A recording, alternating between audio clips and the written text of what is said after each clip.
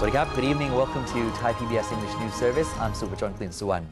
And while one of the major goals for the ASEAN Economic Community, or AEC, is to enable free trade by eliminating custom duties, member countries have instead turned to imposing non-tariff barriers to protect their local industries.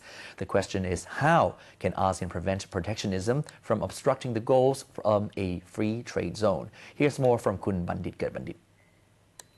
Two ASEAN countries currently imposing non-tariff measures are Indonesia and the Philippines, as they try to protect sensitive indigenous industries like rice, red onions and fruit production. Thailand itself limits the times when corn for animal feed can be imported. Such protectionism is posing a significant challenge to the true integration of ASEAN's member economies in 2015. Thai rice exports will be directly affected by non-tariff measures. The Philippines, on the one hand, has formally requested the World Trade Organization, or WTO, to extend its rice import quota for another 5 years. On the other hand, Indonesia has banned the sale of Thai fragrant rice in supermarkets, and the local administration in Depok, south of Jakarta, has even declared Tuesdays no rice days to reduce rice imports, while the local rice sector catches up to meet demand. Furthermore, Indonesia has prohibited many Thai agricultural products, except some rice and durian fruit, from being imported through the port of Jakarta, sending them to remote seaports like Surabaya instead. The majority of consumers are in Jakarta, so now Thai vegetable and fruit exporters have to transport their goods 800 kilometers from Surabaya to the capital. Transportation often takes several days, incurring cost and delay. Non-tariff measures take 8 basic forms. The two most widely used are sanitary and phytosanitary and technical barriers to trade. Countries that enforce these regulations claim to be protecting the health and safety of their citizens.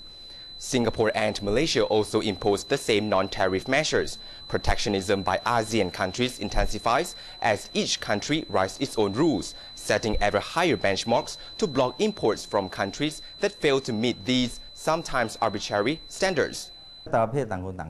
If each country sets import standards unilaterally, disparity is bound to occur. But ASEAN governments can take the lead by listening to the opinions of the private sector, discussing them, and then constructing a single set of standards for the region. This will benefit every member state. Even though ASEAN has been talking about establishing regional standards for quite some time, no conclusion has been reached. So businesses in ASEAN have formed their own groups to try to mitigate the adverse effects of non-tariff measures. The Thai Frozen Foods Association, for instance, has formed alliances with associations in neighbouring countries.